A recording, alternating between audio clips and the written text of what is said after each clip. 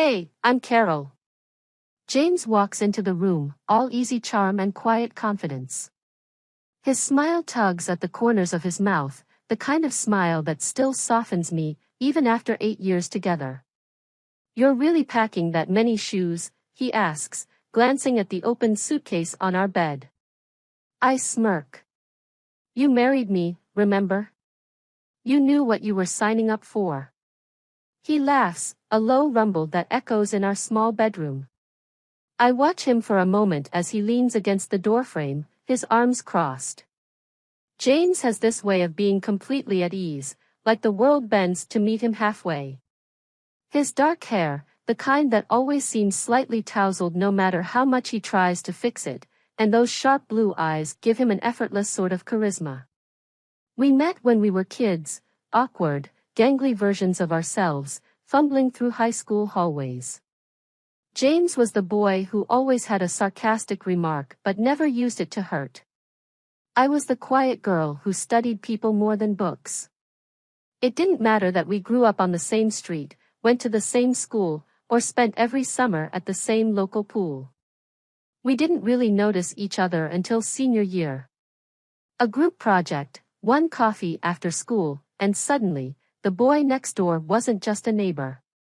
We dated through college. 5 years of balancing classes, jobs, and long weekends spent driving back to see each other. When he proposed, it felt like a natural next step, not a leap. Now, 3 years into marriage, James is the steady drumbeat in my life, a rhythm I've come to rely on. But James isn't my only connection to his family. There's Thomas, his older brother. Thomas is 5 years older than James, and where James is smooth edges and quick wit, Thomas is rough-hewn strength. A fireman by trade, Thomas carries himself with a kind of gravity that only comes from seeing too much. He's broad-shouldered, his dark hair flecked with silver that makes him look older than his 39 years.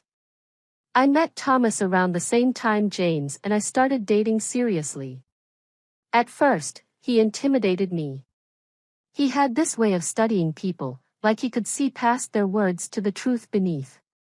But over the years, we found our rhythm, a quiet, platonic friendship that felt like its own kind of sanctuary.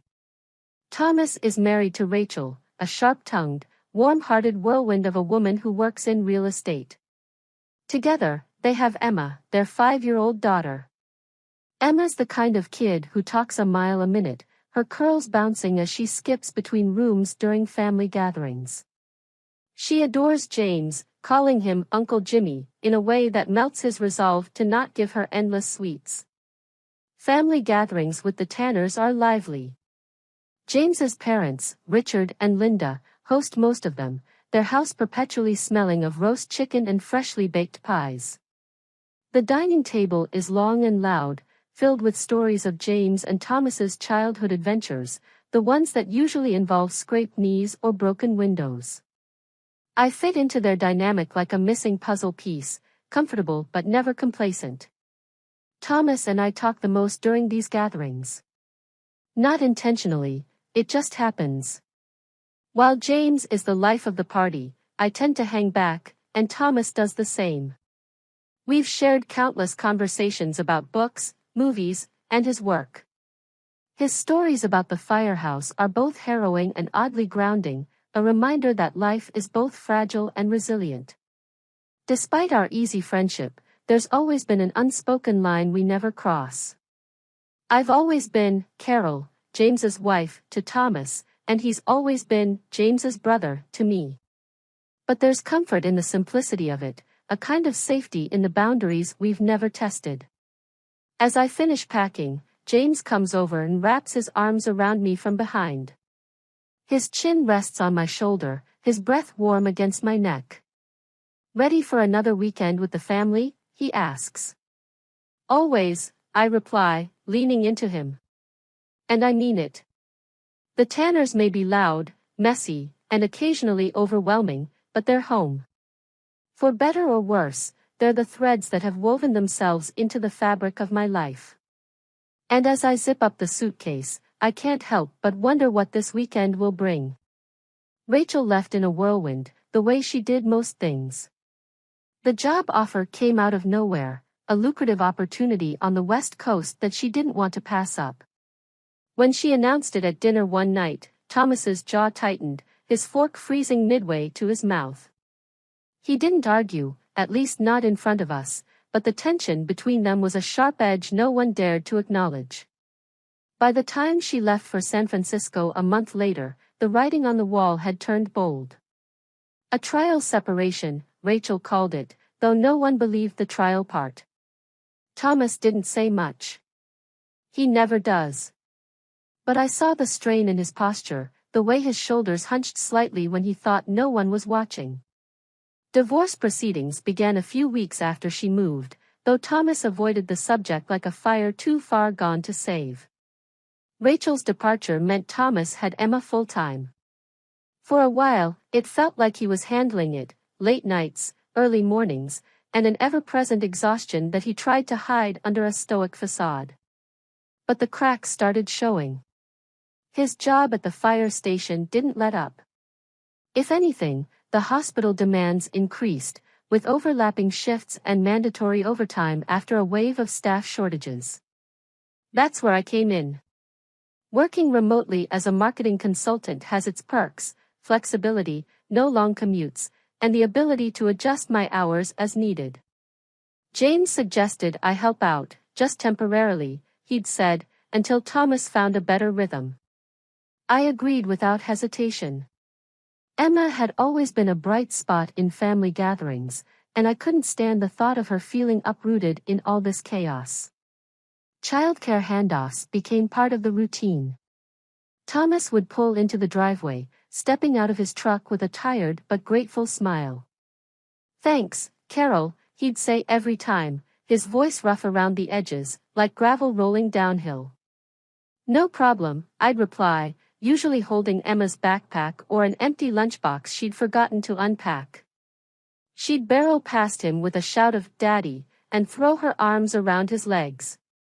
His face would soften in those moments, the weight of the day momentarily lifting as he scooped her up and kissed her temple. Over 8 months, the rhythm of it all became second nature. Mornings meant packing Emma's lunch and double-checking her homework before walking her to the bus stop. Afternoons were filled with finger painting, baking cookies, and playing board games that Emma always insisted on winning. Evenings often bled into nights as Thomas's shifts stretched longer and longer. James didn't seem to mind. "You're amazing for helping him," he'd say when I got home after putting Emma to bed. And I'd shrug, brushing it off as no big deal. But the truth was, it did feel like a big deal. I'd gone from the occasional babysitter to a near-constant presence in Emma's life. There was comfort in the routine. Emma's giggles when I read her favorite books for the 10th time. The way Thomas trusted me implicitly, never questioning if I'd gotten her to bed on time or fed her something healthy. Even the quiet moments after she fell asleep, when Thomas and I would sit on opposite ends of the couch, both too tired to talk, felt strangely grounding. 8 months in, I couldn't imagine my days without Emma's chatter or the quiet relief on Thomas's face when he walked through the door. It wasn't planned or even convenient, but somehow, this makeshift family we'd created felt right. The night felt ordinary. Too ordinary. Emma had fallen asleep after her usual half-hearted protests, the kind of stubbornness only a 5-year-old can pull off without being unbearable. I'd tucked her in, her tiny fingers clutching the corner of her blanket, and quietly stepped out of her room. The house was still except for the hum of the refrigerator and the faint creak of the floorboards under my feet. I was halfway through collecting her crayons from the coffee table when I heard the front door open. Thomas stepped inside, his heavy boots thudding against the hardwood as he shut the door behind him. His uniform smelled faintly of smoke and the city, a scent I'd grown used to over these months. He looked tired, his hair sticking up slightly where he'd likely run his fingers through it. "You're home earlier than usual," I said, keeping my voice low. "Yeah," he muttered, shrugging out of his jacket. "Slow night for once."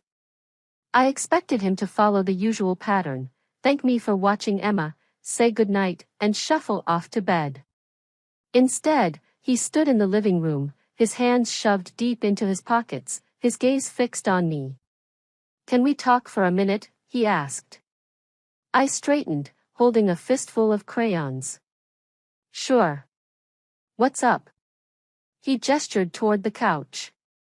"Maybe sit down." My heart gave a small, involuntary lurch.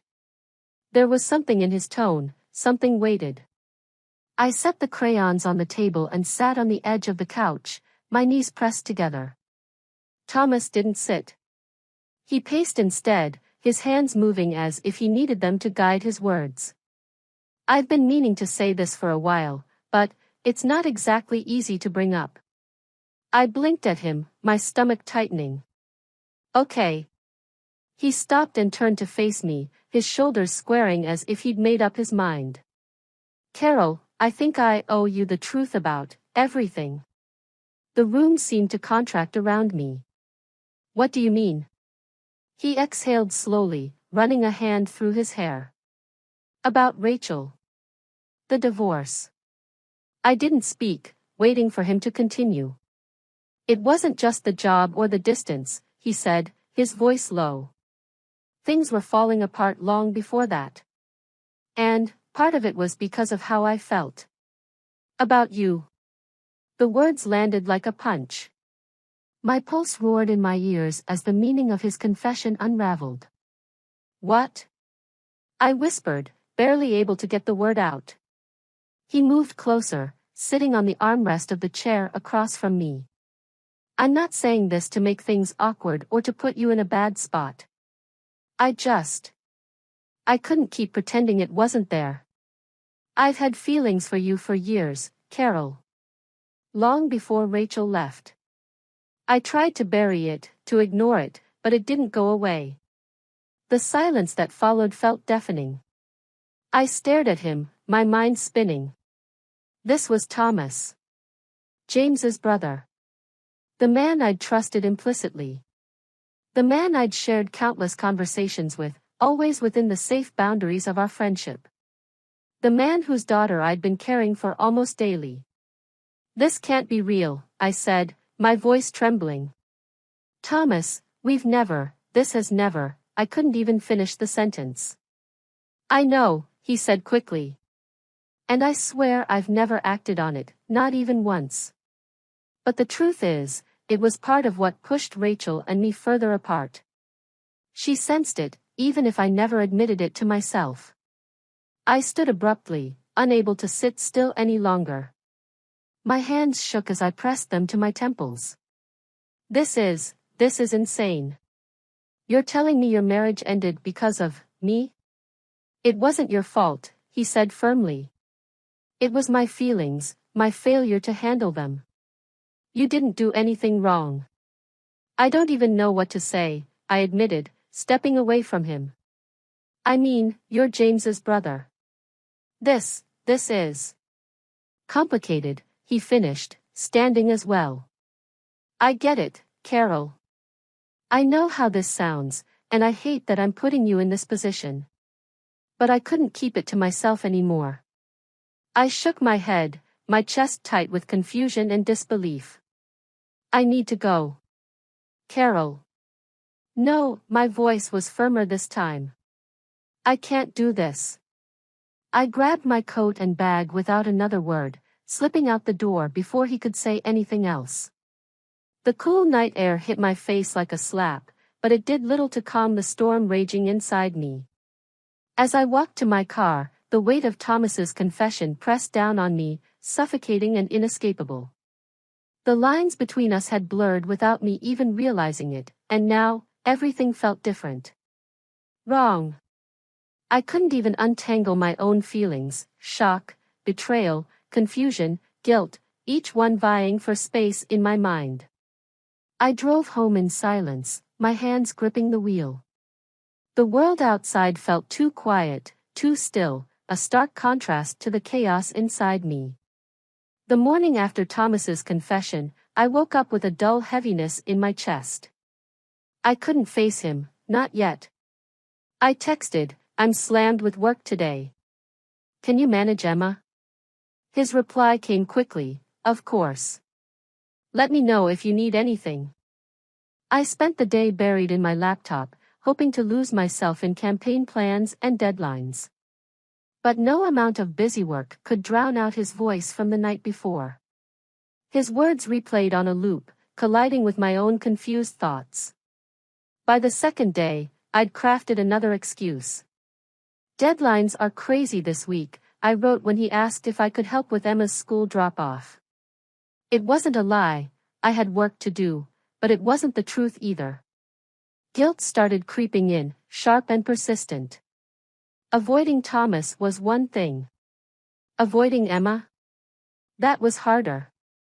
Every missed handoff felt like a betrayal, and I couldn't stop picturing her asking where I was. James noticed my mood shift by the third day. You've been quiet, he said as we ate dinner. Work's overwhelming right now, I said, avoiding his gaze. He nodded, accepting my answer, but I could tell he was unconvinced. My mind kept circling back to Thomas's confession. I dissected every interaction we'd ever had, searching for signs I'd missed. Had he been trying to tell me something all these years? Was I naive to think our friendship was purely platonic?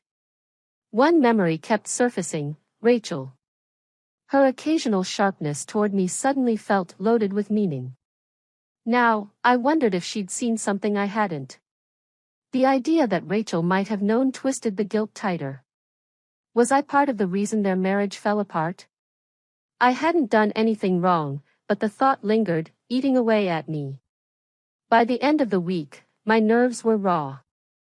The weight of Thomas's confession, the guilt over Emma, the endless churn of questions, they all left me exhausted. I needed to decide what to do, but every option felt impossible. Telling James would change everything. But keeping it to myself felt like a secret I couldn't carry much longer. Either way, the tightrope I was walking couldn't hold forever. Something had to give. By Friday, less than a week after Thomas's confession, I couldn't keep it inside any longer. The weight of the secret had consumed me, making it impossible to think straight. After dinner, I sat James down in the living room, my hands trembling as I gripped the edge of the couch. There's something I need to tell you, I began, my voice cracking. James set his phone down, his brow furrowing. Okay. What's going on? I took a deep breath and forced the words out. Thomas, he told me something a few days ago. He said he's had feelings for me, for a long time. And part of why his marriage ended was because of those feelings. The silence that followed was deafening. James blinked, processing, before leaning forward, his elbows on his knees. What? He said, his voice low, almost disbelieving. He said he's never acted on it, but he thought I should know. James stood abruptly, pacing the room. You're telling me my brother, has been harboring feelings for you? While he was married? While we've been married? I nodded, my throat dry. I didn't know, James. I swear. I've been trying to figure out how to tell you. I didn't want to hurt you. He stopped pacing and stared at me, his jaw tight. This hurts. Of course, it hurts. But I'm not angry at you. I'm angry at him. He's my brother, Carol. How could he do this? The next day, James insisted on confronting Thomas at the scheduled family dinner. I wasn't sure it was the right place, but James was resolute. They need to know, he said. All of them. When we arrived, the tension was palpable. Thomas greeted us with his usual calm, but his eyes lingered on me for a fraction too long. Halfway through the meal, James set his fork down with deliberate precision. We need to talk, he said, his voice cutting through the casual chatter. Thomas froze, his expression tightening. What's this about? James looked at me briefly before turning to his parents and Thomas. Carol told me what you said to her. About your feelings. About Rachel. Is it true? The room fell silent. Thomas's face paled. James. Answer the question, James snapped. Thomas's gaze dropped to the table. Yes. It's true. But it's not what you think. I never acted on anything. I told Carol because you wanted to unburden yourself, James interrupted. Without thinking about what it would do to her. Or to me. Their father spoke up, his voice shaking. Thomas, is this true? You've been carrying feelings for Carol? Yes, Thomas admitted quietly. But it's not her fault. She didn't encourage. Their mother covered her mouth, her eyes welling with tears. How could you do this, Thomas? To your brother? To Rachel? To this family? Thomas tried to speak, but James stood, his voice firm. You've destroyed any trust we had. You don't deserve the benefit of the doubt anymore. The conversation ended abruptly, the family too stunned to continue eating. Thomas left shortly after, his attempts at explanation drowned out by the overwhelming disappointment radiating from everyone in the room. In the days that followed, the family rallied around James and me. Thomas became the outcast, his betrayal cutting deeper than anyone had expected. His parents expressed regret but stood firm in supporting James.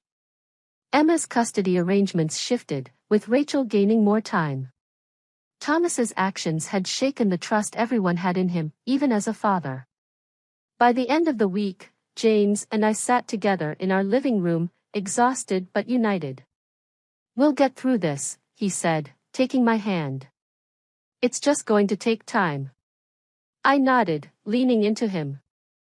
The fallout had been brutal, but the support of the family had reinforced what mattered most: loyalty, trust, and the strength to face betrayal together.